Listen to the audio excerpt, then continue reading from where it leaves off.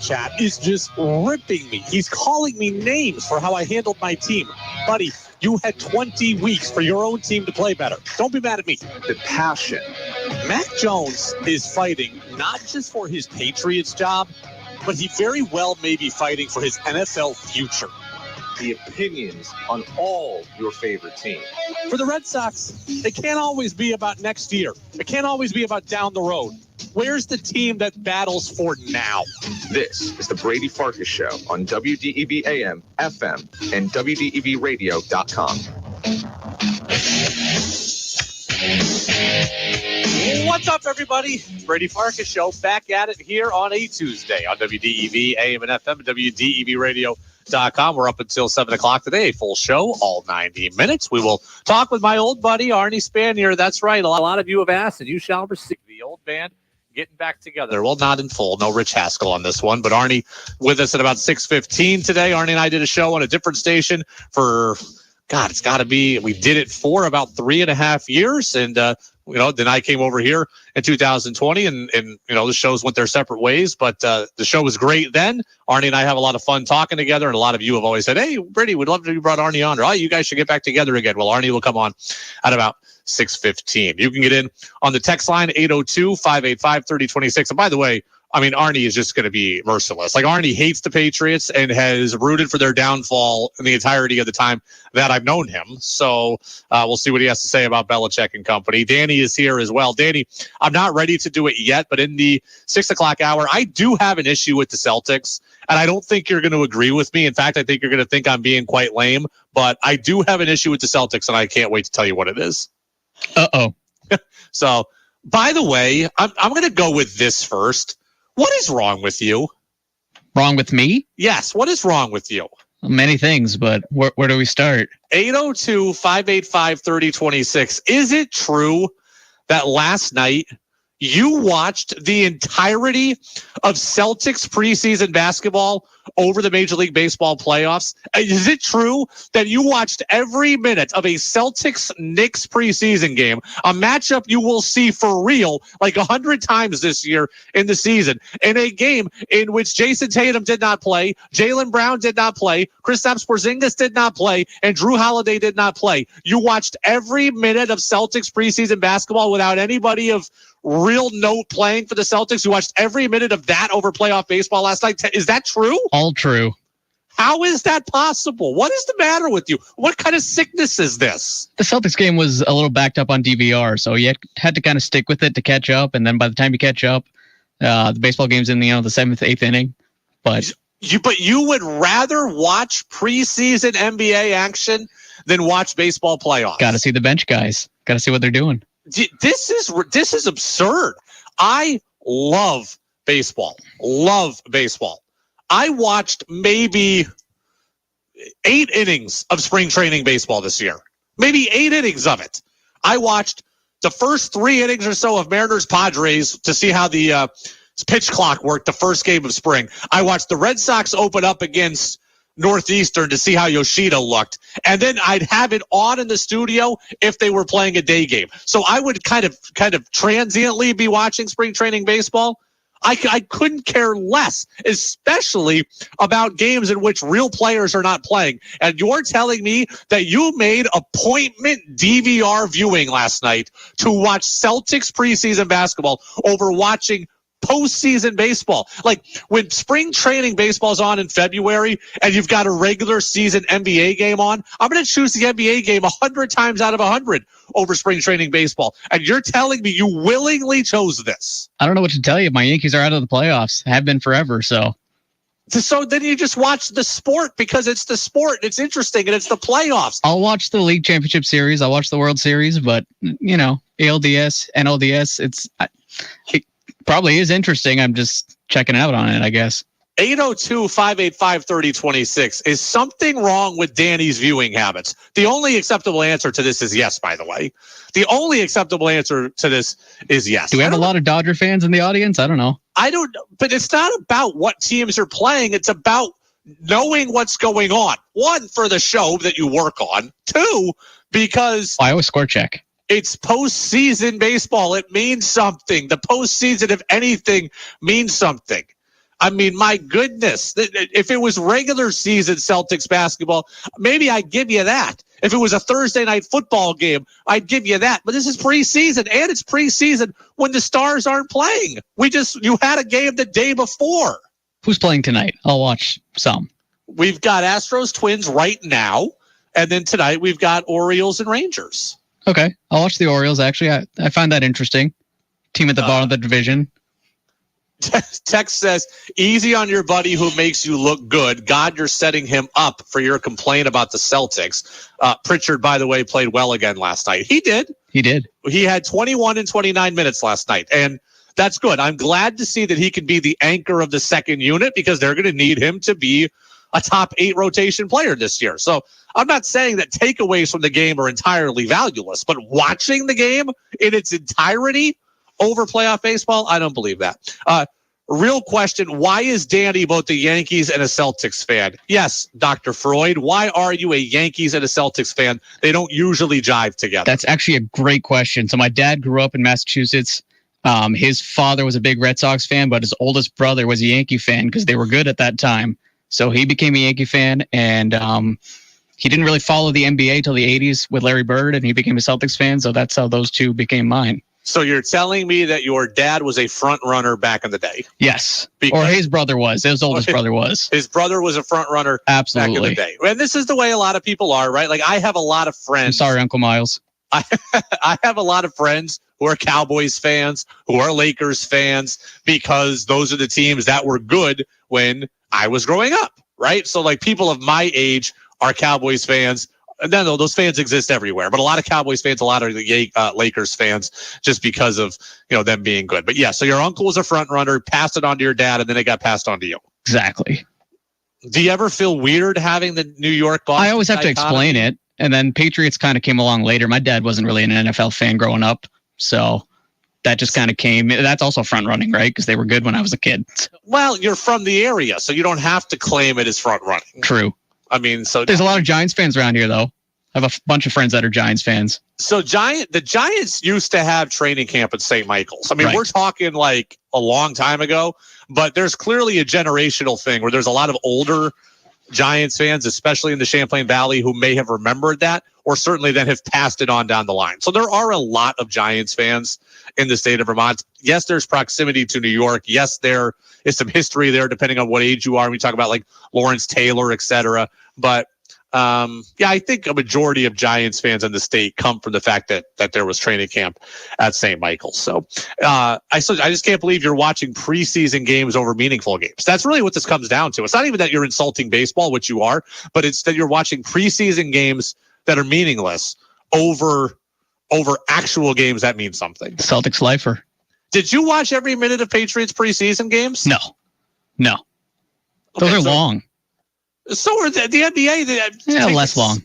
The games take like 3 hours now. Not when you can fast forward through the commercials. I saw Bill Simmons tweet out yesterday that pitch clock postseason baseball was awesome and that the NBA needs to take a page from it. The NBA needs to find a way come playoff time. Actually, you know what? Screw it. Regular season too. They need to find a way to shrink. We talk about pace of play and all this. The NBA needs to shrink some of their stuff as well. Those games are taking way too long. I can't handle 19 timeouts being taken and 37 reviews being done in the last 2 minutes of games. I agree seriously, with you there. The game itself. Halftime feels too long too.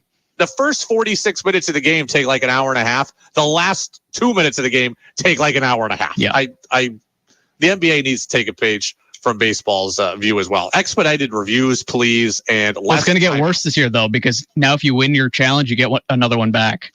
Less reviews, not more, and less time on those reviews and less timeouts. That is what I am for. So, all right, 802-585-3026. I got my issue with the Celtics. I'm going to talk to Danny about that at about 6 o'clock, or a little after 6 o'clock. I got Arnie Spanier coming up at about 6:15. Danny, let's go. 5, 4, 3, 2, 1. And here we go. The opening thoughts of the Brady Farkas Show are brought to you by Sticks and Stuff and by Swanton Lumber, Vermont's most complete locally owned home center with locations in Enosburg, Derby, Middlesex, St. Albans, and at Swanton Lumber, also Rouse's Point, New York. They're online at sticksandstuff.com.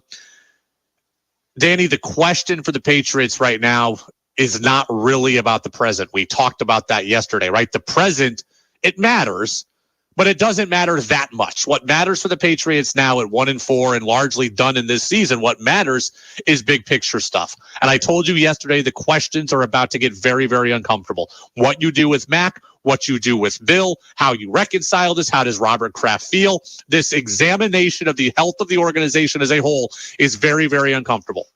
I am telling you what I think needs to happen today, and you can write this down. You can mark it down. Tuesday, October 10th, 5:40 p.m. This is what I think the Patriots needs to do moving forward. At the end of this season, I believe the New England Patriots need to try to trade Bill Belichick. I believe the New England Patriots need to try to trade Bill Belichick. It is not because I think that Bill Belichick can't coach. It's not because I believe that Bill Belichick doesn't connect with players. It's not because I believe that Bill Belichick is completely washed up. It is because I believe that is the best situation for all parties involved. What is the best situation for the Patriots with Bill Belichick is not very easy to do. So therefore, I'm not even going to attempt it. Let me outline what I'd want in a perfect world, why it's unattainable, and how I've ended up at this conclusion that at the end of the year, the Patriots need to trade Bill Belichick. I would love to have Bill Belichick in Foxborough next year as just my head coach. I would. I think Bill Belichick can still game plan. I think he can still go over film. I think he has still seen everything, and I think there's a ton of value in that. So I would love for Bill Belichick to be my team's head coach next season. However, I don't think that that dynamic is easily gotten in Foxborough. So I'm going to have to move on. I don't believe Bill Belichick should be the general manager of the Patriots. I think Bill Belichick should stop doing two jobs and focus on the one job that he really does well. I think he needs help, especially in offensive scouting. I think there needs to be a new set of eyes in how college players are evaluated. I think there needs to be a new way of doing things when it comes to player acquisition. I think there needs to be a new general manager in Foxborough. But I don't believe that that dynamic can be easily attained. One, would Bill Belichick, a guy who's had unilateral control of the organization for nearly 25 years, would he want to and willingly take that step back? I don't believe he would. I do believe he would do it with another organization, but I don't believe he'd do it here. I think Bill Belichick could go to a new organization where he's never had all the power and just be a football coach. I do not believe that he could take a reduced role and have his tail between his legs in New England, where he's always had all the power, and have a reduced role. I do not believe that would work. Also, I don't know how desirable that job would really be to the kind of hotshot executive that I would want or need in Foxborough to help turn this thing around. Because if Bill Belichick is here as the head coach, how appealing is that job really? Right? We talk about in Boston with the Red Sox, Chaim Bloom's gone, and I'm like, okay, well, who's going to get that job, and how much power do they really have? And does Alex Cora really call the shots, or do you call the shots? And what about inheriting the manager and all that? It's a weird dynamic. The same thing would happen in Foxborough, but it would be worse. If Bill Belichick says, okay, fine, I'll step back from the GM role, but I'm still going to coach the team. Well, now the new GM comes in and he's still got to play nice with Bill. He may not want to. He's still got to inherit Bill. He may not want to. And he still may not have or think they have all of the power. And that's not a healthy dynamic. So in a perfect world, Bill Belichick willingly cedes control. Somebody else who's really qualified comes in and plays nice with him and allows Bill to do his job. Well, Bill allows the new guy to do his job, and the organization moves forward. I believe that is the best situation for the Patriots. It is not the easiest. It is not going to be likely to happen, and therefore, I'm not even going to attempt it. So as a result, I am looking to trade Bill Belichick.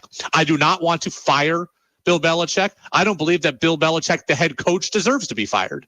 So I'm not firing him. I'm not going to embarrass him. I'm not going to do him wrong. If Bill Belichick, if I'm telling him, hey, Bill, all you can do for me is coach, then I'm going to give you an opportunity to go somewhere else where all you can do is coach, where it's not a demotion it's a demotion with the Patriots. With another team, it's another opportunity. And that's how I'm treating this. I think this is the best for everybody. The Patriots get a fresh start in scouting. The Patriots get a fresh voice in the locker room, which I don't believe is completely necessary, but maybe is needed. Mac Jones gets a different set of eyes, someone who doesn't have preconceived notions about him, and going into his 4th year as an NFL quarterback, gets somebody else who is maybe better equipped to make a decision on him. So it's better for Mac.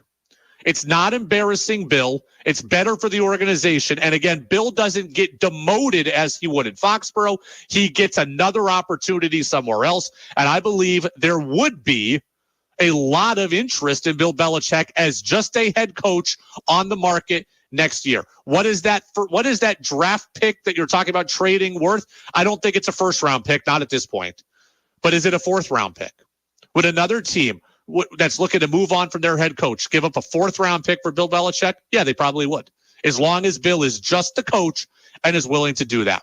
Albert Breer, the Monday morning quarterback, Danny, was on the NBC Sports Boston Patriots pregame show on Sunday before the Patriots lost to the Saints. Breer talked about kind of Belichick's desirability other places and his potential role moving forward. Did in Miami or Mike Holmgren did in Cleveland. I think both those opportunities would probably be out there for him. I just don't know that the whole thing would be out there for him. And he's done his things his way for a long, long time. You know, he's had final say on absolutely everything in the football operation here for 24 years. Would he be willing to do what Andy Reid did? Andy Reid, when he went from Philadelphia to Kansas City, took a little bit of a step back from personnel, gave more power to John Dorsey and eventually Brett Veach. Does Bill want to coach that badly if he were to be out of here, where he would be willing to take on a different setup somewhere else? I almost think it would be easier for him to do that elsewhere than it would be to do it here. But that's exactly what I'm saying. I took part of my idea from that comment from Albert Breer. I heard him say it. It resonated with me. I think it is something Bill Belichick would do. I think he could just coach next year, right? I think he could just coach next year. I don't believe he could just coach with the Patriots. It would be an insult. It would be a downgrade. It would be an admission that he had lost a step on his fastball, was somewhere else. It would be an embarrassing moment for him. With another team, with another organization, they'd be trading for him. They would really want him. They would think that he could uplift the organization rather than was being someone who had held it back and needed to be pared down. This, to me, is the best situation for everybody. And I don't know who is out there that's going to fire their coach, right? I also heard Breer say that last year there weren't a lot of openings. So that leads us to believe that there's going to be more openings this year. And I don't know where those are, right? I look around the teams right now in the NFL. And again, it's too early in the season to know exactly who's going to want to fire their coach. But if you look around right now as it stands, okay, the Jets might be in the market for a new coach. I don't think Bill would go there, so they would be out. The Chargers could fire their coach. Would Bill want to go work with Justin Herbert? I would. Okay, I would. Denver's not firing their coach. Vegas isn't firing theirs. The Browns? Could he go back to Cleveland? Kevin Stefanski, right? He's multiple years in. He could be out. So if Kevin Stefanski's out, does Belichick want to go back at a full circle moment and another opportunity and try to do in Cleveland what he couldn't necessarily do the first time? It's possible, right? It's absolutely possible. Does he want to succeed his buddy Mike Vrabel in Tennessee, who could get fired? I bet he wouldn't do that to a former player of his. I'm going to call them out, right? Does he want to go to Dallas and take over if Mike McCarthy gets fired? Maybe. Does he want to go to Washington and take over for Ron Rivera if he gets fired? Maybe. Does he want to go to, I don't think, maybe Chicago? Does he want to go to Chicago, one of the more storied franchises in NFL history? They could fire their coach. It's possible. Matt Eberflus has been there now for 2 years. This will be the second year. Don't know that he makes it through. Hey, what about Frank Reich, 1 year and done in Carolina? Maybe. And then there's always going to be one or two surprises that we weren't expecting. So there could be anywhere from 5 to 7 to 10 openings next year. Bill Belichick would have a chance to go to a couple of those. I believe he would be willing to just coach there. I just don't believe he'd be willing to just coach here, right? I think you can be just friends with a lot of women. I don't think you can be just friends with somebody you've been married to for 25 years. And that's what Bill Belichick has had in New England. He's had unilateral control I don't think he'd be willing to give it up here. 802-585-3026. Glenn in Brookfield says, great comment. He needs to just coach and have help. I don't think he would go for it either. Maybe he could move into the front office and hire a coach that he likes. See, I would be very against that, actually. I would be very, very against that, Danny. And the reason why is because I think Bill Belichick's circle of trust is extremely small, right? It's extremely small. It's Parcells and Charlie Weiss. Not even that, but you just look at what Bill Belichick has done. He brings in a lot of retread coaches, retread former players, and guys that the Patriots have had before, right? Why did we end up in a situation last year with Matt Patricia and Joe Judge? Because they were Belichick guys. I don't believe he wanted to go outside the family.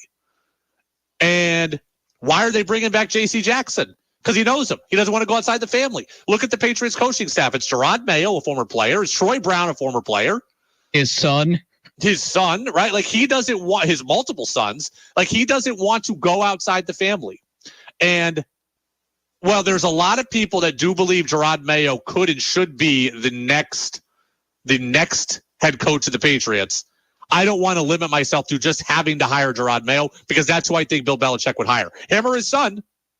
And the Patriots, I think, need a variety of thought. I would be against Bill Belichick going to the front office here. If another team wanted to hire him in an advisory role or in a football operations role, like Bill Parcells, like Mike Holmgren, as Breer said, I could see him doing that. But I don't want it here in Foxborough. I just think that is what the Patriots need, is a new way of doing things. And I don't believe Bill Belichick in the front office would allow a new way of doing things, or would position it so that a new way of doing things could be done. And I'm not trying to bag on Bill Belichick here, right? I'm not. I don't want to embarrass the greatest coach of all time. I don't want to fire the greatest coach of all time.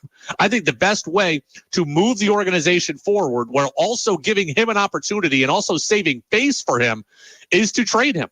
And I think there would be teams that would want him for a mid-round draft pick. Absolutely, I do. I think there's plenty of teams that would want Bill Belichick, the coach. I just don't want Bill Belichick, the general manager. And I don't think that you can take that from him at this point and expect him to be happy for it. 802-585-3026. And I'll say this too. Whether or not you like Bill Belichick or dislike Bill Belichick, what we are seeing now is sad. I am somebody, Danny, who is a very big sports romantic. I like the fairy tale ending. I like the fairy tale script. I like when the guy gets the girl at the end of the movie. I like that stuff, right? I am a sap for that stuff. I'm for when Andy Murray has never won, a British guy hasn't won Wimbledon in forever, and Andy Murray wins the gold medal on center court at Wimbledon at the Olympics in 2012 or whatever. I am for when John Elway wraps up his career with a Super Bowl ring. I'm for when Peyton Manning wraps up his career with a Super Bowl ring. I am for sports romanticism. I am for Derek Jeter getting a hit in his final at bat. I like that stuff. I don't like to see the legends go out looking like brittle and worn down versions of themselves. I watched my favorite player, Ken Griffey Jr., not be able to hack it at the end and hit in the 100s. It was hard, right? But there's always a story about old time football players. Joe Namath going to the Rams, and Johnny Unitas going to wherever he went at the end of his career. And these guys not looking like themselves, and Willie Mays not looking like Willie Mays. I don't like to see that stuff. And I don't like to see that for Bill Belichick either. The greatest coach of all time should not be getting beat 72-3 over the course of a 2-week span. And I'm not saying that it's completely over for Bill Belichick, because, again, I believe Bill Belichick, the coach, can coach. Bill Belichick, the GM that has given Bill Belichick to coach this roster, is not doing a good enough job. But regardless, this is sad to watch. It's sad to watch because I am a Patriots fan and I hate seeing the Patriots lose and I hate seeing the Patriots embarrassed. But bigger picture, it's sad to see the greatest of all time relegated to looking like Matt Rule, which is where the Patriots have been at the last 2 weeks. And Mike Greenberg, Danny, of ESPN Radio, said as much this morning. And we're watching the end. We're watching the tragic end of it. He's 72-3 in back-to-back weeks. He doesn't have any answers. Like, Bill has always been a person who had answers. When they asked him yesterday what he was going to do, he said, start over. And I asked Rex, what does that mean? And Rex said, when you start over, the first thing you do is ask yourself, what are we? Like, what is our goal? What is our mission? What is it we can accomplish? What can we do well? What's our identity? And the answer is they don't have one. They're not good at anything. Yeah, they're not good at anything right now. And it's not because Bill can't coach. It's because Bill doesn't have good enough players. And Bill has given Bill, the coach, this roster of not good players. Texter says, was Bill the greatest coach of all time? Or, hold on, I got to tell you something in a second, Danny. But, okay, back to the regular scheduled programming. Texter says, is he the greatest of all time, or did he just have great players? Well, he had great players, but he had great players that he helped bring in, right? Bill, the GM, back in the day, wasn't off his game. Bill, the GM, now is. And that is the issue for him, and that is the issue for the Patriots. It is sad to see what the Patriots have become, and it is sad to see what Bill has created here. But I do believe Bill can coach. I do believe Bill could move on and be a coach somewhere else. 802-585-3026. There's a lot of things I want to get to on the Patriots here. I just want to ask the question, how do you think Robert Kraft feels right now? Because if I am Robert Kraft right now, I am just wound in a ball of emotions. I think if I am Robert Kraft, I am feeling a little bit of everything at this point. If I'm Kraft, I am furious that I've become an embarrassment. I am embarrassed that I've become an embarrassment. I am mad at myself for allowing Bill Belichick to have all this institutional control that has led to this. I am mad at myself for maybe holding on to the past too long and giving, just trusting in Bill as long as I did. I am nervous because I don't know where my organization is headed. And for the first time in 25 years, I really don't have a clear idea of where my organization is headed. And also, I am disappointed that I let Tom Brady walk out the door and thought that Bill could do this on his own. And right now he can't. I mean, that's where we're at. It's disappointing. If I'm Robert Kraft, I absolutely am a mixed wall of emotions right now, right? I'm a mixed wall of emotions. I am angry. I'm frustrated.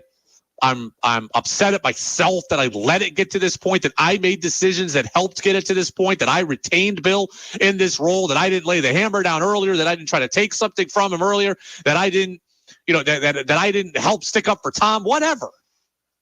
But Robert Kraft, there's no way he can be happy right now. Robert Kraft has been in the penthouse of this league for a long time. And now his organization is in the outhouse. It's partially his doing by what he has allowed to happen under his watch. And I think Robert Kraft has to be reflective as well. I think Bill Belichick is the number one culprit for what's happened to the Patriots. But again, Robert Kraft has allowed it to happen because he's given Bill the power. And he's always let Bill have the power. And as a result of all that power, we've landed in this position. It's the Brady Farkas Show here at WDEV AM and FM, WDEVradio.com. Arnie Spanier, my former cohort over at a different radio station, is going to be with us here in about 15 minutes. He's going to be with us at about 6:15. The Celtics played a preseason game last night. The Celtics lost to the New York Knicks. The loss doesn't bother me. The game was meaningless. The starters didn't play. So the loss doesn't bother me. What bothers me about the Celtics is what I saw the Celtics put out on social media recently. I don't think Danny's going to agree with me, but I bet some of you will agree with me about this point. The Celtics posted something that I am completely not for. I'll tell you what that is next on the Brady Farkas Show on DEV. This is WDEV, Vermont's news station, owned and operated by the Radio Vermont Group. From the top of Sugarbush at 96.1 FM, WDEV Warren and Waitsfield. In Barrie at 96.5. In Montpelier at 98.3. Along with our founding station, AM 550 WDEV Waterbury, Montpelier. Streaming at WDEVradio.com. 92 years of serving Vermont. The friendly pioneer, WDEV. This is CBS News on the Hour, presented by Indeed.com. I'm Monica Ricks in New York. President Biden's condemning the terror attacks by Hamas as pure evil. The brutality of Hamas, his bloodthirstiness brings to mind the worst rampages of ISIS. This is terrorism. He's vowed to send support to Israel, but the House is at a standstill. CBS's Stacey Lynn has the latest from Washington.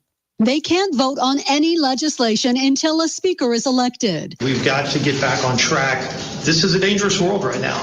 The House needs to get back to work. The frontrunners are Representative Jim Jordan and Majority Leader Steve Scalise. Tonight's vote is behind closed doors. I'm Jim Crisula. Maureen Aloni's two sisters, three nieces and brother-in-law are missing in Israel. He last heard from them as terrorists stormed their home and set it on fire Saturday morning. She just messaged me saying, help, we're dying. And that was the last time that I heard from her. Aloni told me by Zoom from his home south of Tel Aviv, he fears the worst for his beloved family members.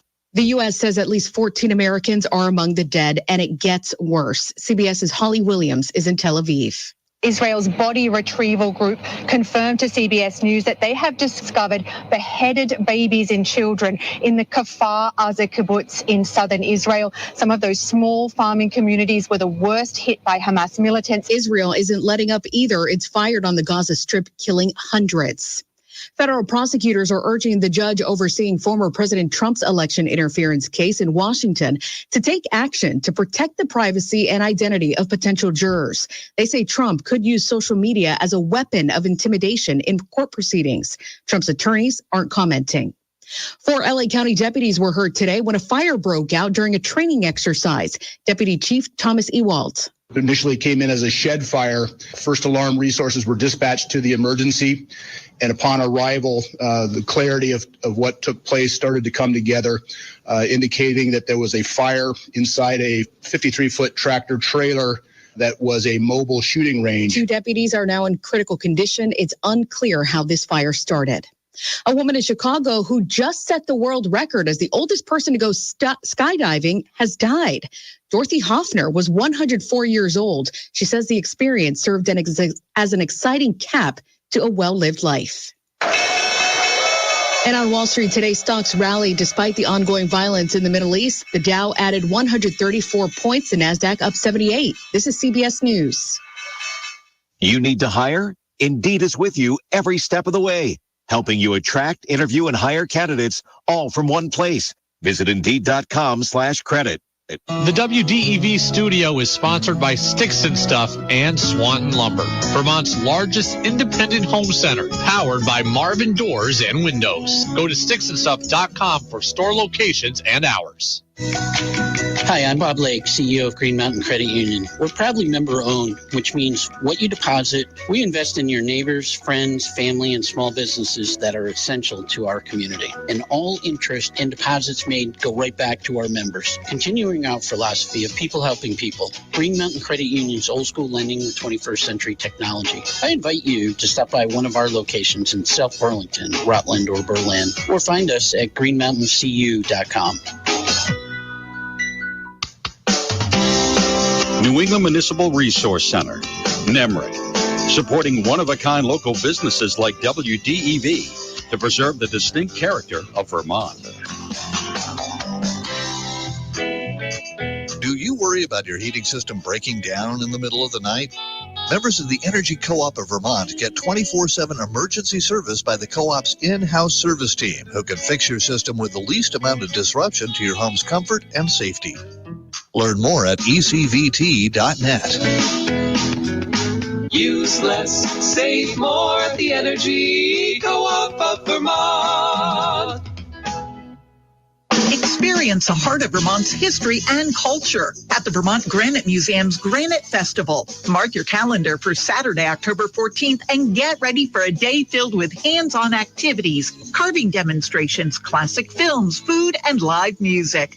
Best of all, this fantastic event is free thanks to the generous sponsorship of Community National Bank. The Vermont Granite Museum's Granite Festival, October 14th, a day of fun, history, and community events. 7 Jones Brothers Way, Barrie. Think you know sports better than Brady does? Text in with your thoughts at 802-585-3026.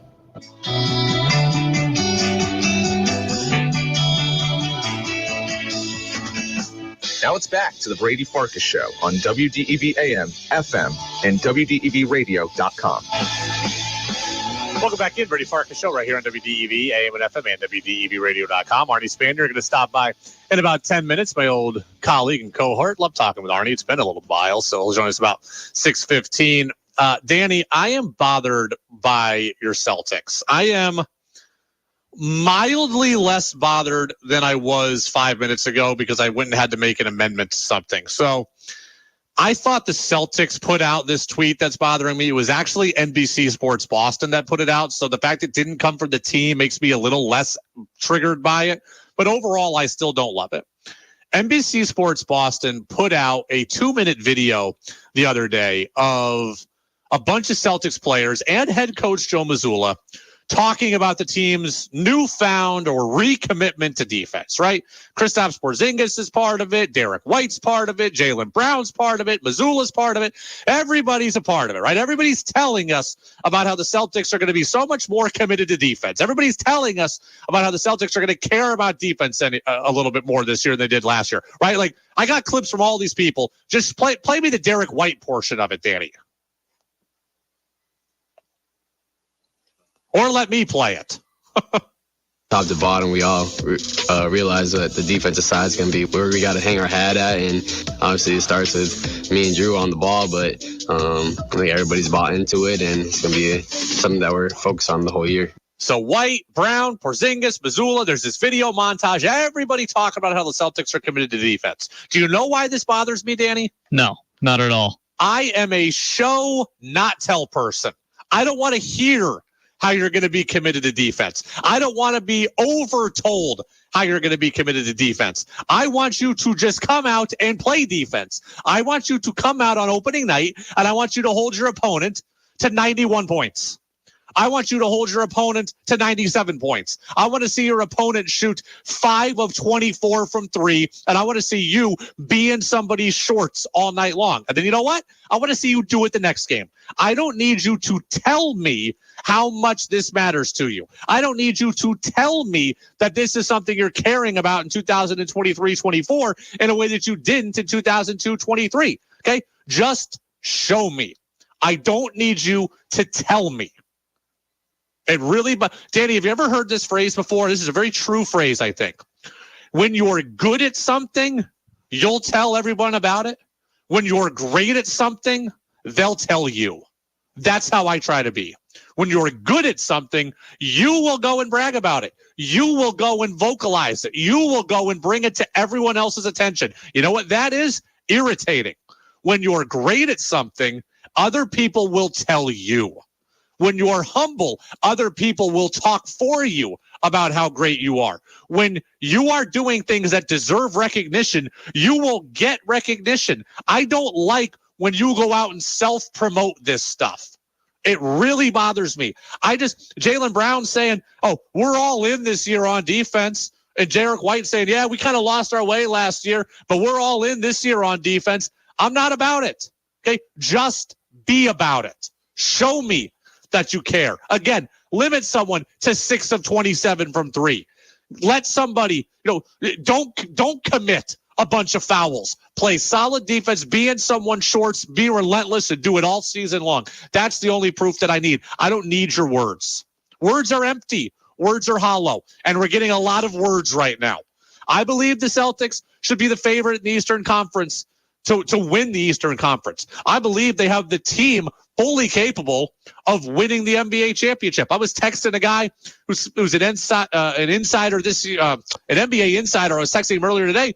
I said the Celtics should be the favorite, and he goes, "They're absolutely stacked." Right? They're stacked. I believe they're really, really good. Show me that you're really, really good. Don't just tell me. Danny, defend your people here, because I'm sure you think I'm making too big a deal of this. I'm getting hyped now by all the highlight video. Yeah. I know there's a lot of talking in it too, but I like that they're establishing an identity like before game one, right? Look, what did we hear from Mac Jones this offseason, right? We heard what?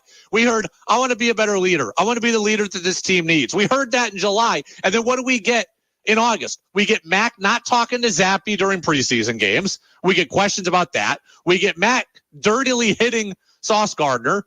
We get Mac somewhat. I don't know that Mac said this, but there's the alleged comment out there that Mac said that the chef can't make trash taste good when he's talking about his offense. Again, I don't know that Mac actually said that, but that is something that is out there, right? So at the first signs of adversity, Mac kind of reverted back to who he was. You told me all offseason you want to be this guy, and you showed me that you're this guy. Okay, what are the Celtics going to do when on opening night the first team comes out and scores 115? Are they no longer about defense? Are we going to hear more words about how they're committed? Just show me. Don't tell. This is going to be one of my new phrases. Okay, this is going to be one of my new phrases. It's show, not tell, or it's a performance task, not a written test. That's what my high school coach used to say to me, and it still rings true today. It's not a written test. It's a performance task. You could say everything you want. You could say the right thing always. You know what I want to see? I want to see you do the right thing. I want to see you execute on the right thing. That's what I want to see. I want to see you take it to somebody. You want to be about defense? You want to show me you're about defense? Allow less than 106 points a game, right? Allow 104. Allow 102. It's easy to score in the NBA these days. I get it. The players are too good offensively. You're not going to hold teams to 79 points. But can you hold teams to 102? Can the Celtics be winning games 120 to 102? If you're about defense, maybe you can. Just show me. October 25th, when the season starts, show me. 802-585-3026. Texter says, Celtics have always beat that drum. Sometimes they buy in, sometimes they don't. Some old school habits saw some old habits against Philly with Brown and Tatum. Did like Tatum's aggressiveness down low, though. Okay? I mean, right? Like, I've said a lot of things in my life, right? And I've been motivated to do things a lot of times in my life. And then eventually over time, those things whittle away, right? Like there was the summer I was going to get jacked and I was going to lift every day. And I did it every day for a week. And then after that, it was 3 times a week. And then it was twice a week. And then it was once a week. And then it was, I'm too busy, right? Like, people always say they're going to do things and then it eventually whittles away. I want the Celtics to just do it. Don't tell me you're going to do it. Just do it. 802-585-3026. That doesn't annoy you at all, Danny? Not really. No, they can't show you yet because they haven't played yet. So I don't need it broadcasted. Okay. I mean, just go out and do it, right? Like I think they showed you a little bit in their offseason moves, though, right? They brought in Brissett. He's a good defender on the Pacers last year. Bring in Lamar Stevens, good defender because Donovan Mitchell doesn't play any defense, I want them to look. They can tell me at the press conferences, "Hey, we're making a commitment to defense. We're bringing in guys we think fit that narrative. We're working on it. We're scheming it. We're treating it differently than we did a year ago." That's great. What I don't need is a little hype video about it. And again, maybe it wasn't the Celtics themselves. It was NBC Sports Boston who wanted to do it. I would have said no if I were the Celtics. No, I don't want to do that. Right? I don't want to do a little 2-minute montage or a 5-minute montage on how much defense matters to us. I just want to go out and let our play speak for itself. That's what I would have said. That's what I would have wanted them to say. When you go to a game, do you want the hype video before the game starts, or do you just want the tip the ball? Let's go. No, I like the hype video. There you go. I definitely like the hype video. But I don't need a hype video of you telling me about your defensive, how much you care. Because last year you showed me that you didn't care. Tell me that you care, through your moves. Tell me at the opening press conference and media day, hey, we're making a commitment to this. And then tell me, but we'll have to prove it, right? This is what we're preaching. We're going to have to go out and execute it now. I need a show, not a tell. You want to hear something else? And I may bring this up to Arnie too. You want to hear something else that's bothering me these days, Danny? This one, even I admit, is petty. But you know what's bothering me? Go for it. The other day, UVM men's hockey had their first exhibition game of the year, right? Saturday night, they played McGill's College out of Montreal or something. And UVM won it 4-0. And I'm glad they won, and I'm glad guys scored, and I'm glad Stephen Wiedler started off with a victory. And as much as Todd Woodcroft was good to us, and we don't know exactly what happened there, but Todd Woodcroft's not there, I'm happy Stephen Wiedler started off his tenure good. And I want to see the program have a great year. I saw the UVM social media account refer to it as the season opener. I saw the social media account refer to it as our opener at the gut. It's not the opener. It's an exhibition game. Okay, don't tell me that that the exhibition opener is the season opener at the gut or a great way to start the year at the gut. I don't need to hear. That's not true. Okay, the game doesn't matter. You won 4-0 in a glorified scrimmage, right? That's a glorified scrimmage. Don't tell me that it's the season opening victory. Just like don't tell me that UVM in basketball has a season opener against St. Mike's. They have an exhibition season opener, right? They have an exhibition opener. They have a first time on the floor. That's awesome. I'm glad that they play exhibition games. I'm glad fans can go to them. I'm glad that there's another opportunity to watch the Catamounts play at the Gutter at Patrick. Don't tell me it's the season opener. That's just your way of covering for the fact that in hockey's scenario, they don't play a home game until November 3rd. And in basketball situation, it's their way of telling us, oh, we got 2 extra home games this year. No, you didn't. You got 2 exhibition games. Okay, they mean nothing, right? They mean absolutely nothing. So do you agree with me on this one, Danny, or am I again making a mountain out of the that one's fair. I mean, it's not a season opener. It's the first time on the court, first time on the ice, and I appreciate that. But don't sell it to me as Catamounts win their season opener at home. No, they didn't. That comes November 3rd when they play UConn, as far as I'm concerned. Danny, you've got a fan, Glenn in Brookfield. You've got a fan. I have a fan? You've got a fan on the text line. 802-585-3026. You want to do the honor? You want to read this one? Danny's getting so much better. Way to give him a chance, Brady.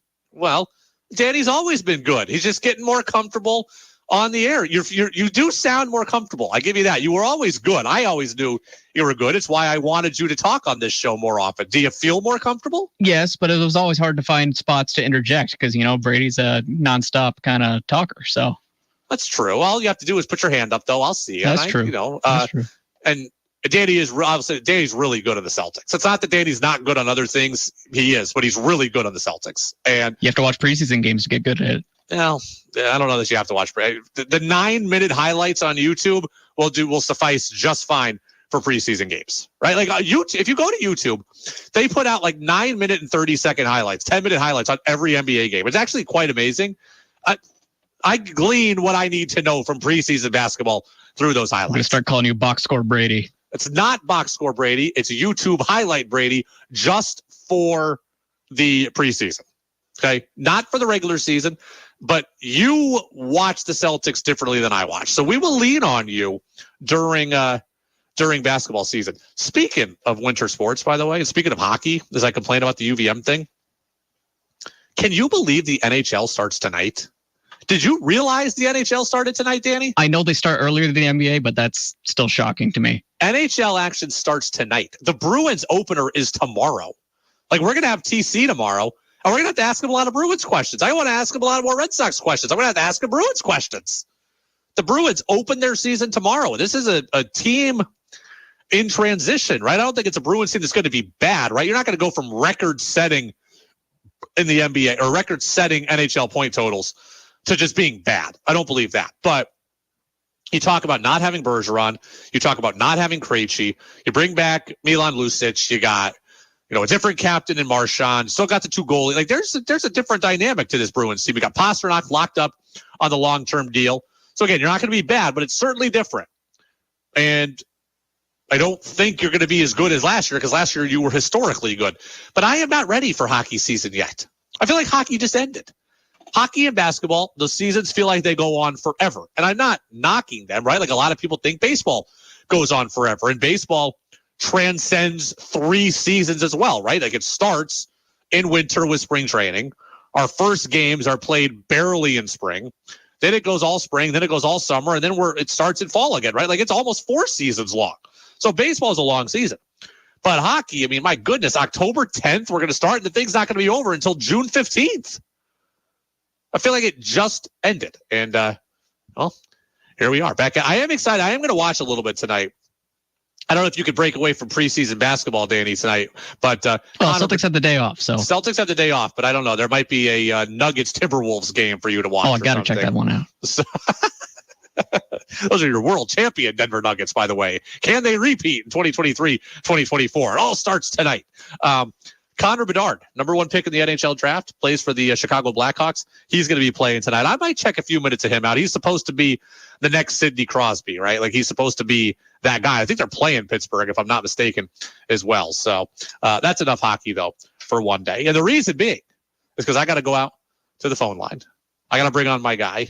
Some of you have asked repeatedly when we're going to get Arnie Spanier back on the show. Some of you have asked repeatedly, when is Arnie going to co-host the show with me? Well, that's not going to happen. But Arnie is my old radio partner from a different radio life at a different radio station. And I was so upset yesterday about the Patriots. I'm bringing on Arnie today to lighten the mood and have a little bit of fun. Arnie, how are you, buddy?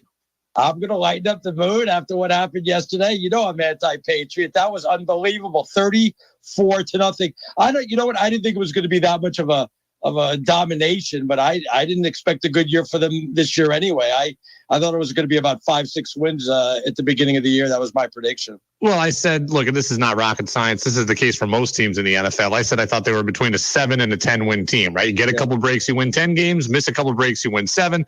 Certainly looks like it could be worse than that, but you've been waiting to dance on the Patriots' grave ever since I've known you. So I figured I'd just give you the floor for a minute to go and brag. It is. I mean, first of all, so much really is happening. If you read between the lines here, I mean, this is no surprise. They've not put any offensive weapons around him, but they never put any offensive weapons around Tom Brady.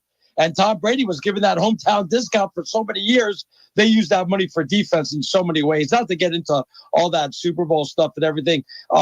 Mac Jones isn't Tom Brady. Mac Jones isn't going to go ahead and do what Tom Brady did with a lesser team. Plus, Mac Jones doesn't have the defense. Plus, the Patriots are in a division where it is a lot better than it used to be, and they used to dominate. So all that spells disaster. It really shows that Bill Belichick's one of those guys that's like, we do it the old way. Well, why do you do it the old way? Well, that's the way we've always done it. Let's do it, rah, rah. He's not conforming with the times. People wanted to play with the Patriots. Now we see because of Tom Brady. Nobody wanted to play with the Patriots because they wanted to be with Bill Belichick and thought it was a great experience. Those days are over. Like playing for Bobby Knight. Those days are over. I don't know. If I'm Bill Belichick, I can't do another year of this. If I'm winning 4 games, 5 games, you could do it without me. Plus, I wouldn't think that the Patriots would want him back next year anyway, to be honest with you. Robert Kraft is too old to be running this team. I'm pretty much sure his son's probably making a lot of the decisions anyway. We probably just don't know about it. And when you pass a team down from father to son, and we've seen this before in the NFL, you want to put your own stamp on it, get your own coach, get your own GM, maybe thank Bill Belichick for what he's did. Let him go on somewhere else and coach somewhere else. I'm sure there's a lot of teams that would love him. He's not going to, hurt for work. Let him break the record of Don Shula's, and good luck to him. But that's the way this season's heading. A miserable year. Belichick will walk away. He will never be fired. It'll never be that way, but he'll be forced out. And the Patriots will move on. And they'll also pass the team down to the son. It really is the passing of the torch if you're looking at it. Are you happy to see Belichick failing? Or are you sad to see the greatest coach of all time being relegated to what we're seeing right now? It's not so much I'm happy about Belichick failing. It's glad that Tom Brady is getting more of the credit that he always should have deserved. None of this, well, who is it? Is it the chicken or the egg? Well, now we know the answer to that. It's Tom Brady. It always was Tom Brady. I've always said coaching is overrated, whether it's NFL, NBA, NHL, MLB. Phil Jackson, the greatest coach of all time. Yeah. Well, let him coach a crappy team. Let me see how he does. Let him take the worst high school basketball team and go up against the best and see if he's going to win. Of course not. You can only do as much as your team there. So it was always Tom Brady, and now we're finally going to give Brady the credit that he's always deserved there. Patriots are 1-4 at this point. Are you rooting for wins because you like to see your team win and it's more fun to have your Sundays rewarded? Or are you rooting for them to lose and get a top 5 pick and go get a different quarterback? No, you got to get a different quarterback. I mean, when you have Caleb Williams there, and that's what's being dangled out there. What a steal that is. And I do have my reservations about him, but that's beside the point. What if he doesn't want to play for the Patriots? I don't know if that was on his list of 5 or 6 that was released secretly. that's too damn bad. That's the way he's never going to go back to USC for another year. So that's just not going to happen. Plus, who knows? Maybe they always say it could be a Lincoln Riley package deal, and if Belichick's not going to be there next year, maybe you bring those two in. You got May over at North Carolina. There's a lot of quarterbacks. This is a quarterback draft. And now we found out, Brady, do you really want the quarterback from Alabama that had it so easy like Mac Jones? I mean, I could throw to Waddle and to all those guys. I mean, they dominated the SEC. Jalen Hurts looks pretty good. Yeah, well, it just goes to show you, though, when you come from, where it's a little bit tougher and you don't have the receivers that can just say, hey, just throw it to me. I'm bigger, faster, stronger. Then all of a sudden, it's a whole different story in the NFL. You're right. Not all of them. I mean, look at C.J. Stroud. I think he's been remarkable so far on a crappy team with no offensive line in a school where we always question the quarterback anyway. But, it's okay to go outside the box to look for a quarterback. And, I mean, you see that with what's-his-face over in San Francisco, Brock Purdy. I mean, he comes from Iowa State. That's not even a real school, is it? So, I mean, good for him. That's great to see, to be honest. My buddy Arnie Spanier with us here on the Brady Farkas Show, WDEV, AM and FM, WDEVradio.com. Arnie, my former co-host here in Vermont and also nationally heard at Fox Sports Radio. 250 million listeners per month. If you if you didn't know that, are your Dolphins going to win the Super Bowl or what? Yes, that's my prediction. I had the Dolphins and the Cowboys. Though if I could take a mulligan, I would certainly take it on the Cowboys.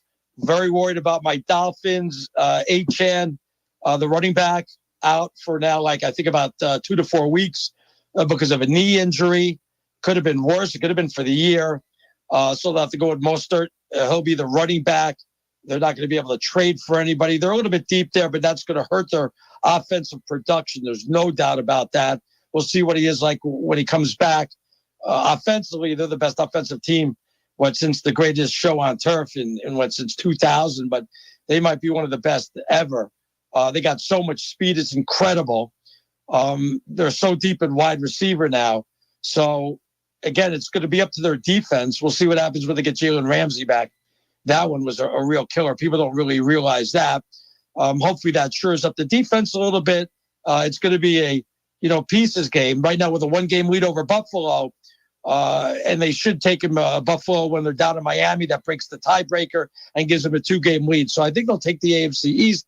It will be that game in Germany against Kansas City that will dictate the number 1 seed in the AFC. Are you getting excited for UVM hoops season? We're only 3 weeks away or so from the first exhibition matchup. So you excited? You mentioned, I was looking at the schedule. Which games I wanted to go to, the men's, the women's. That's a horrible schedule, is it not, or what? It's tough and we've talked a lot about this. Yeah. And John Becker told us this last year. He didn't say it this year. I've actually got him coming on the show tomorrow, so I can ask him about this. But He said last year's schedule was too tough. It was too much travel for that team. They were in California, then they were in the Bahamas. They were at Mohegan Sun. He's like, I want an easier schedule with more home. He's like, I want more home games. He's basically asked the school to pony up and pay teams to come here. Clearly, they're not doing that, and that's how you end up with 2 Division III teams coming in because the school won't pony up. Can we get one bye game? Can't do that. If I was him, I'd pretend like I'm an Ivy League school. Just make my way through the Ivy League. I know they have, 3 or 4, 2 of them or 3 of them? Always Dartmouth, always Yale. Yeah. I mean, you're going to have to do more of that. That's the only way. And Brown, so 3. Right, and then you're going to have to look at some of the big schools that happen to come here, some of those tournaments, and see if you can piggyback and get some games in there. Otherwise, it's unacceptable to have a couple of D3 games in there. That doesn't do anybody good. I understand the St. Mike's game, kind of the community thing. Totally okay with that. I know Plattsburgh, and that's not too bad, again, across the lake there. But you really got to schedule. Look at Arizona. Have you seen their schedule? I mean, there's 7 games. It was 7 teams inside the top 10 out of conference. So I'm not saying do that, but you do have to get the fans into the arena and get somebody good up here, I am excited to come, go to a couple games, non-conference in December. I know when we get into December, there's some games that I'll be interested in seeing. I do like the tournament in Charleston, which is a good mid-major tournament. That'll be fun around Thanksgiving. And the women's team has They have 7 home games or so in the non-conference, so I'm excited to watch them play as well. You want to know what one of my biggest pet peeves is all of a sudden? Are the games on TV this year? Some of the games on TV or what? When was I reading about that? Always ESPN Plus. Every game ESPN Plus. And in I thought local this year, no? I don't know. WCAX was doing Lake Monster games. I don't think they're going to be I don't think there's any local TV presence, but the men's tournament at Thanksgiving will be on ESPN because it's a ESPN event. You know what one of my new pet peeves is? What's that? The other day, UVM men's hockey opened up the exhibition season against McGill, that team from Canada. Right. And everybody was saying on social media, this is the UVM men's home opener. No, it's not. That's just your way of lying to us and telling us that there's an extra home game when there's not. It's an exhibition game. Who cares? Yeah, I'm sure the crowd wasn't big. I'm hoping for a good year this year, at least something better. Been disappointed the last year or so. New coach, tough sledding for what happened there with Todd Woodcroft. Yeah, I think the new coach lives by me. No, I'm serious. I think he does. You're going to try to get your kids some retroactive eligibility by talking to them? I wish. What else you been up to, by the way? I was filling in a lot during the summer. So I was getting like 3, 4, 5 shows a week. Now that football started, it's not as busy. I'm actually working Saturday and Sunday this weekend, 8 p to 11 p Pacific, 11 to 2 Eastern. But I've been in a couple of basketball leagues, going to Orange Theory, and trying to help my son with his hockey thing. He's doing tryouts, and that's really it, man. You hit any threes in these hoop leagues? Did you do the Senior Olympics? I did the Senior Olympics. We qualified. I didn't do the national one. I think my team finished 3rd, but we're in the 60 and over category. I know that's hard to believe. I'm like Michael Jordan in that league. I can't be stopped. 60 and over. I got to tell you, it's one of the most physical games I ever played with. And this guy kept on pushing me and shoving me, and I'm like, "Hey, old man." I go, it won't hurt me a lot to break your hip and put you down, and I know exactly how to do it. So, well, you're a dirty player, so you live in that space. Just imagine what I could do to another 60-year-old. So they don't want to mess with me. I'm like Moses Malone and Michael Jordan all wrapped into one in that league. So, I was playing. It's fun.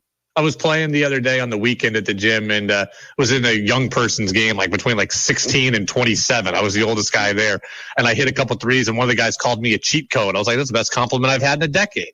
What's that? A cheat code? Like I had all the answers. I broke the system. I love that. Look at you playing with the young kids out there, man, trying to keep in shape. I'm about to be 34. I can't believe it. Wow, where the years have gone. Look at you. You're like doing 2 years. You're catching up to me. You knew me when I was 26. It's hard to believe. Wow, time has flown on by. There's no doubt about that. Well, I'm going to take you to a UVM hoop game this year. We'll go and we'll watch together. Absolutely. Maybe you'll be. I want to go. I do want to go to a women's game. There's, they should get more support. I mean, they're a fun, good, fun little community up here. So we'll see what happens. Hopefully, they'll have a good year this year. They lost their point guard for the year, though. That's a tough loss for them. A really tough loss out for the season. Well, I mean, gosh, they're still going to be very good. Yeah, what are they in the top 25 or anything like that? Oh, no, not going to be in the top 25, but they should be. I would. And the America East is better on the women's side than it is on the men's. So there's some good teams on the women's side. So it'll be a tough battle to win the conference again. But I like Lisa Kresge and what she's done. Who turned out to be right a long, long time ago? UVM should have gotten out of this conference a long time ago, Brady. They're stuck, but. They need to get their arena figured out first. Yeah, but I mean, with everybody moving around, we should have gotten out while the getting was good. There was a lot of conferences I think we could have squeezed into. Too late now, but I think, can you imagine some of these lesser conferences, but the schedule would have been so much better in coming up to Burlington and going down to wherever we had to go. So like the Atlantic 10 or something would have been. Stony Brook joined the CAA, and I don't even know if they can win a game down there. Now, is that they started last year, right? I think last year, the Colonial Athletic Conference or Colonial Athletic Association. Also, that would have been nice. Also, we'll help their attendance, though. It'll be good for them, Well, and it was mainly a football decision. So, all right, Arnie, good to catch up with you as always. We'll talk soon. Thank you. By the way, people still clamor for our old show to come back, so people will be happy that you're on today. Well, good. Tell everybody I say hi, man. It's been it seems like forever since we did that show, you know? It does seem like forever ago, but it was good then, and it's good to have you on now. So we'll catch up soon. Be good, Brady. Take care. Absolutely. There goes my guy, Arnie Spanier, Fox Sports Radio, 250 million listeners. If you get that reference, you've been with us for a long time. You've been with me for a long time. Arnie is the man. By the way, Stony Brook, 6-12 last year in the league. And yeah, I was on the UVM should move conferences bandwagon for a little bit. Not like he was, not the Atlantic 10 or the Big East or anything like that. I could have seen getting out of the America East, but largely I've been in favor of staying in the America East, but trying to increase the difficulty of the schedule. Arnie is the man. And, you know, I worked with Arnie for 3.5 years or so, 2016 to 2020, almost 4 years. And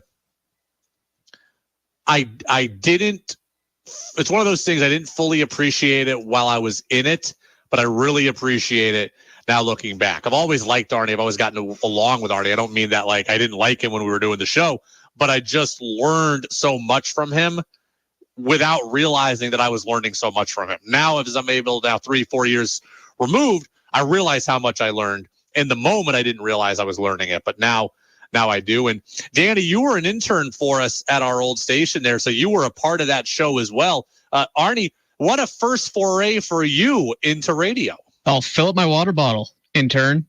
Oh, that's right. Every intern. Fill up my water bottle. He did make you do that, didn't he? Every intern. I never made you fill up. Well, I might have made you fill maybe up once, but it was like the show's about to start. That's reasonable. No, this was at like an hour before the show starts. Fill up my water bottle. And that's your first start of the business. Yep, before he even introduced himself. That is so classic Arnie, too. That is so classic Arnie. Text line's That's why open. we love him. 802-585-3026. Will over in Plattsburgh says, nice to hear from Arnie. Hope he's doing well. Sounds like he's doing well. He is a dirty player, though, when it comes to basketball. Very, very dirty. Moses Malone. He's Bill Lambier. Yeah, he is Bill Lambier. That's a good point. Although he's got a jump shot. Bill Lambier never had a jump shot. But Arnie has a jump shot. Arnie told me he went 5 for 5 a couple of games ago in the men's league. Wow. 5 for 5 from 3. So he's got the ability. Are they wide open? Do they even defend him at all? Doesn't matter. 5 for 5 is 5 for 5. I couldn't go 5 for 5 if I was wide open every single. I couldn't do no, absolutely. That's 5 for 5 is 5 for 5. That was Arnie Spanier. The interview will be available shortly on our podcast channel on Apple Podcasts, Spotify, and WDEVradio.com. Where do the Patriots go from here? We'll try to pick up the pieces next on DEV. We're going abroad for the first time in years to Spain. So we started using Babbel. And started learning Spanish fast. With Babbel, you can start having conversations in another language in just 3 weeks. ¿Cómo te llamas? ¿Cómo te llamas?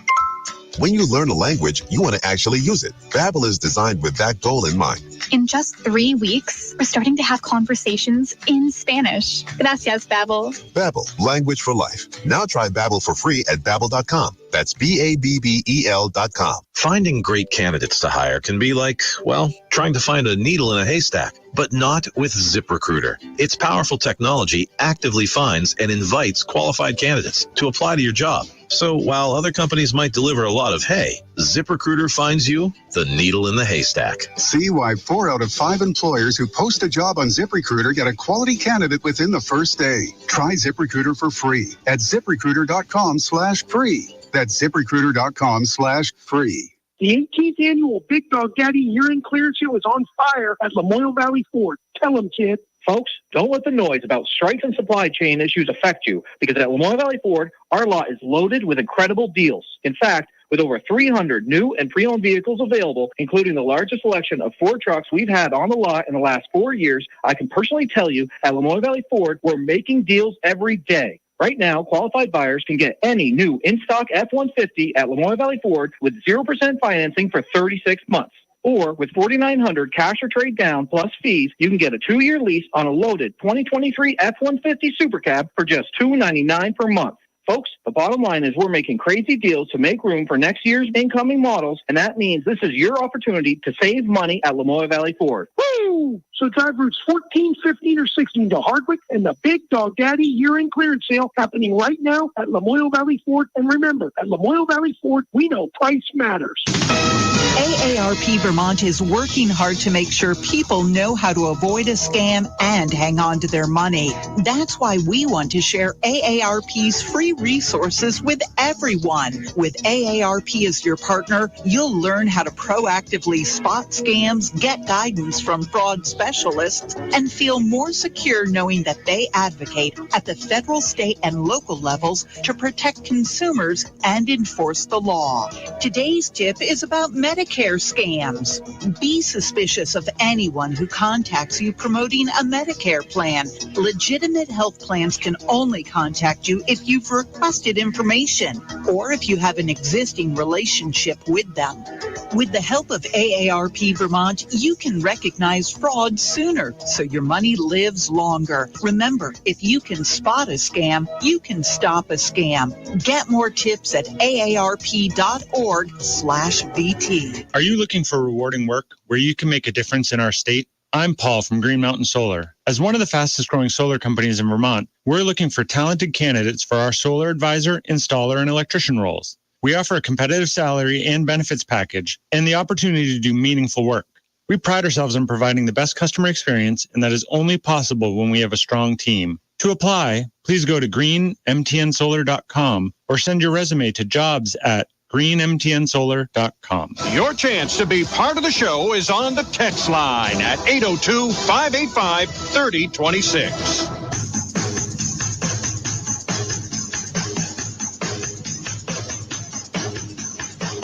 Now it's back to the Brady Farkas Show on WDEV AM, FM, and WDEVradio.com. Welcome back in, Brady Farkas Show, right here on WDEV AM and FM, WDEVradio.com. You know, earlier yesterday on the Pat McAfee show, Danny, Adam Schefter was on, right? ESPN senior insider, obviously. He was on the Pat McAfee show on ESPN, and he was talking about the Patriots heading into next Sunday's game against the Las Vegas Raiders. Let me hear this. Let me hear the Shefty sound talking about the offense, the state of the team, etc. So you know that they're not going to stand pat, that they're going to be doing something. So the question is, what is that? And Bill has said that he's standing behind the quarterback for now. We've heard other head coaches say similar things before, only to go a different route during the week. No.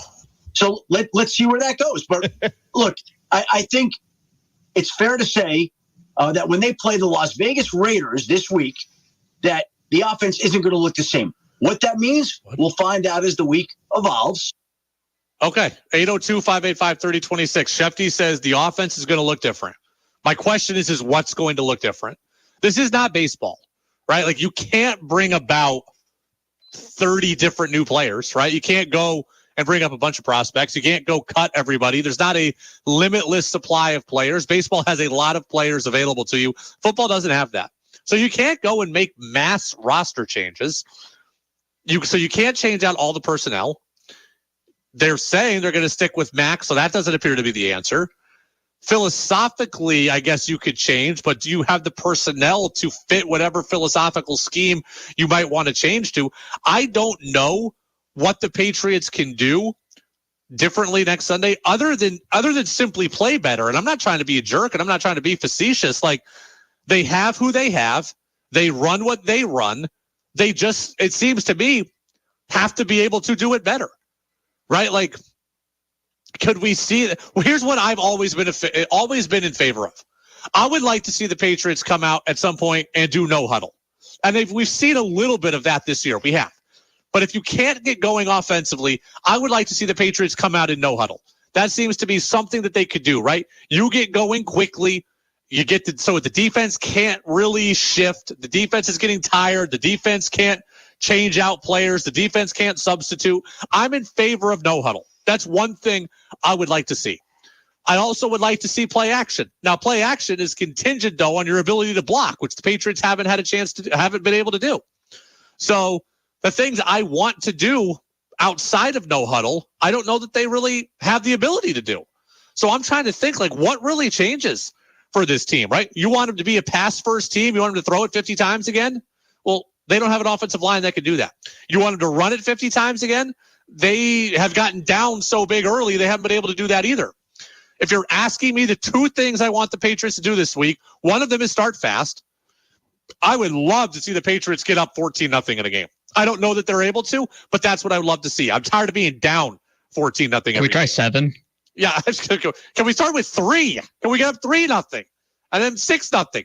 And then 13-0? Like, I would like to see the Patriots start a game quickly and score points. We are not seeing that at all. They're getting pummeled in the first quarter of games. They're down 22-0 to Cincinnati last year. They're down 17-7. They're down 13-0. They're down 10-0. They're getting killed early in games. I'd like to see them start fast, and I'd also like to see them go no huddle. I think that could contribute to them going to starting faster. That's it.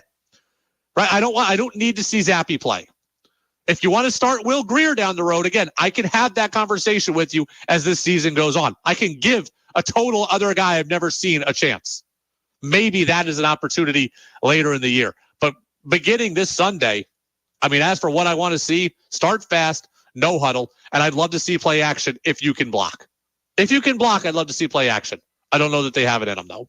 But there's only so many things that a team can do. There's only so many things that the Patriots can do. Their most explosive player has a head injury. That's true, right? And that's the other thing. Pop Douglas and Juju Smith-Schuster are in concussion protocol right now. And I don't want to be wrong on this fact, but I believe that everybody who has been in concussion protocol, nobody has played the next week when it was a normal week, right? Like Jamal Adams for the Seahawks got a concussion on Monday. Last Monday, I believe he's going to play on Sunday against Cincy, but there was the bye week in between. So we're really talking about 2 weeks off for him. I believe that every player that's gone into concussion protocol, none of them have played the immediate next game if it was in a normal scheduled week. So I don't know that we'll see Pop Douglas or Juju Smith-Schuster. If you don't have them, you really are really hurting. And I mean, we're talking about a 6th-round draft pick, and Juju, who's got 13 catches for 86 yards this year or something, 14 catches for 86 yards. Like, these are guys that you're dependent on, apparently. So I don't know where you go. I think the Patriots need to play better defensively. Really, when it starts down to, Danny, I guess maybe I don't want to bury the lead. So I want to see the Patriots force turnovers. Because if they can force turnovers, that is the best way to help their offense, right? We're coming up with ideas. We're talking about personnel. The best way to help their offense is to do something defensively. Can you block a punt and set up 1st and 10 at the 13? Can you get an interception and set up 1st and 10 at the opponent's, at the Raiders 40? Jimmy Garoppolo, we saw it yesterday. He will put the ball in harm's way. He will make mistakes. He had a pick yesterday. He had another ball that should have been picked when he was trying to hit Jacoby Myers on that flea flicker.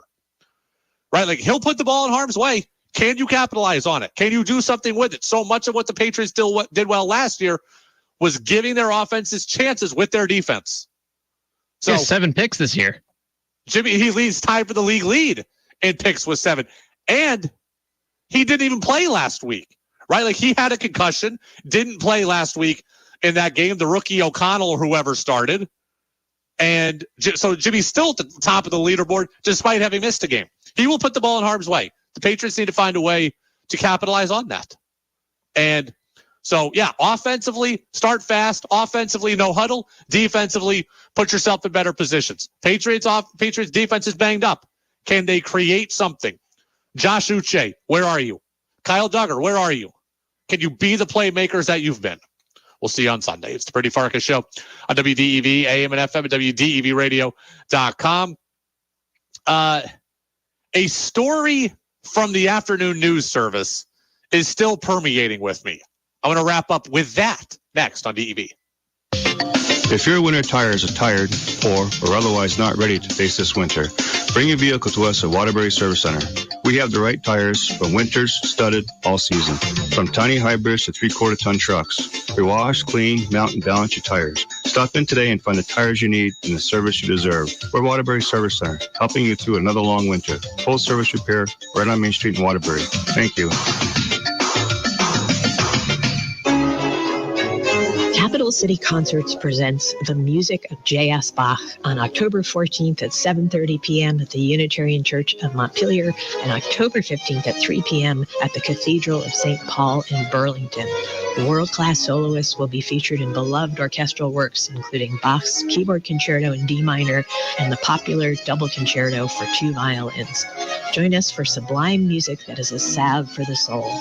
Tickets and info at capitalcityconcerts.org. The 18th annual Big Dog Daddy Urine Clearance Sale is going strong at Lamoille Valley Chevy. Tell them, bro. Folks, take it from me that you can tune out all the noises about strikes and supply shortages. Right now at Lamoille Valley Chevy, our lot is full as it has ever been over the last 4 years, with over 200 new and pre-owned cars, trucks, and SUVs available. And with the new models incoming, it is time for us to sell down our inventory now, and that means you can save money with deals like this. Right now, current Chevy owners can take up to $10,000 off MSRP on a new in-stock Silverado at Lamoille Valley Chevy. And you shoppers, listen to this. Not only will you find one of the largest selections of new Chevy car, truck, and SUVs at Lamoille Valley Chevrolet, but our lot is also packed with late model, low mileage, pre-owned vehicles, including many that are certified pre-owned and some with a better warranty than a brand new car. Folks, at Lamoille Valley Chevy, we have the inventory, and most of all, we have the desire to make deals and earn your business. So come get an awesome deal at the Big Dog Daddy Urine Clearance Sale happening now at Lamoille Valley Chevy, located just past Stowe and Morrisville in the beautiful town of Hyde Park, Vermont. And remember, at Lamoille Valley Chevy, we know price matters. Local businesses advertise with WDEV because they get results. We've done a broad selection of other stations, and DEV kind of represents an interesting niche. It's been one of our better producing stations. DEV has a dedicated and responsive audience, so as an advertiser, there's not much more you can ask for. Paul LaShore from Green Mountain Solar. Interested in advertising on WDEV? Contact us at WDEV@radiovermont.com. Find a rewarding career at the Gary Residence, a new state-of-the-art residential care home purposefully designed for the nurture and care of those living with memory loss. It's a really great environment to work in, and it doesn't matter what position you have here. We're all one big happy family. I'm really fortunate to work here and have all of these people in my life. The Gary Residence is currently looking for experienced LPNs, med techs, and resident service assistants to join the memory care team. Learn more and apply at thegaryresidence.com. For some people, all they need to know about weather is the high temperature for the day. But if you're one of those people who really wants to understand the hows and whys of weather, especially here in the Green Mountain State, then Roger Hill's Weather Classroom podcast is for you. Some of the topics I'll explore are the types of precipitation, global temperature averages, and tropical cyclones. Roger Hill's Weather Classroom podcast is available at WDEVradio.com, Apple and Google Podcasts, Spotify, and Amazon Music. Make your opinion heard by texting onto the Brady Farkas Show at 802-585-3026.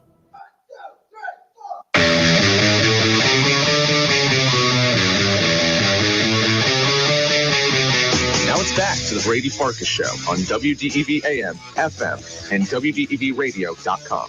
Welcome back in, Brady Farkas Show right here on DEV. So here's the plan for the rest of the night. We've got Jazz with George Thomas on for about a half an hour, from about 7 after the CBS News until 7:30. Then we've got playoff baseball. That's between the Rangers and the Orioles. I hope the Orioles win and keep that series going. I don't want to see another sweep here in these playoffs. Right now, the Astros lead the Twins 6-1 in the bottom of the 8th. When the game is over, maybe we'll have some time for Eye on the World with John Batchelor, but not sure about it. So the interview with Arnie Spanier we did earlier will be available shortly on the podcast channel, Apple Podcast, Spotify, and WDEVradio.com. Dan, we just have like 2 or 3 minutes left. I just want to wrap up with this, and I got a bunch of stuff I want to say for tomorrow. We had a story in the afternoon news service about school buses in Vermont maybe being outfitted with Wi-Fi. And the gist was that, like, hey, there's a lot of towns that don't have good internet service. So maybe kids can do homework or maybe kids can do homework, or maybe kids can, get ahead on schoolwork or whatever. I got to tell you, I think it's a fantastic idea. I think that the school buses should have Wi-Fi. I got to tell you, that would have caused me to be even worse at doing my homework, though, because I would be saving things for the morning, knowing I could have Wi-Fi access. I don't know how you were, but I was always like, let me skate by on my homework as late as possible. There were frequent times where I'd be doing homework on the bus and trying to write things down, and you're hitting potholes and just scribbling all over the place, and you got jagged pencil marks all over your paper. I was constantly doing schoolwork on the way to school as it was. If I had known I'd had Wi-Fi, I definitely would be doing that more. And when I wasn't doing my homework, I was sleeping on the school bus. I had about a 15 to 18 minute ride by the time you factor in the stops. I could fall asleep very quickly. So I would try to fall asleep the entire bus ride, especially when daylight savings time happened. It was really, really dark at like 6. My school bus in high school at least came at 6 in the morning. In middle school or in elementary school, it was earlier than that or later than that. And I would constantly sleep with my head against the window, and then you'd hit those same potholes, and your head would just be banging against the window. It was like the most uncomfortable sleep ever. But those are the only 2 ways I ever rode the school bus, at least going to school. I don't know how you did it, Danny. I wasn't able to sleep on the bus just because of what you're talking about. But I remember seeing kids leaning forward and sleeping. That didn't seem comfortable at all. I don't know how you fall asleep like that. Yeah, I can't really do that. I'm better at falling asleep leaning into something, but I can fall asleep. I once took a 24-hour, actually twice. I took a 24-hour bus ride to Florida for baseball in college. I got to tell you, you've never experienced life until you've ridden a bus with 25 other dudes, college baseball, it was on a luxury, not a luxury bus, it was on a coach bus, and we all had our own seat. But like you would see by like 3 a.m, people were sleeping, like laying in the aisles. So you had to be like a spider monkey to get to the bathroom because like this guy's laying vertically in the aisle, this guy's laying under a seat. Then you hit something and you're on the ground and you pop up and your head hits the underside of the seat where the footrest is. Oh, it's horrible. And then we had the same bus all week.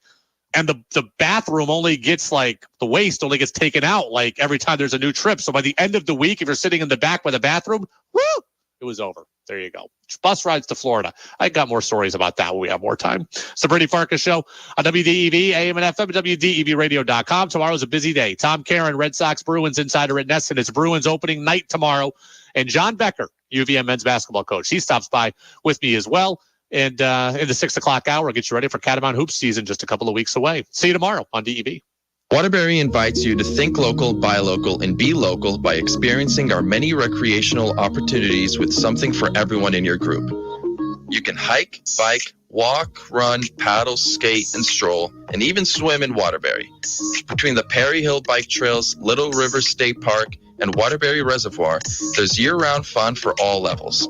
Our small businesses and colorful mix of restaurants have everything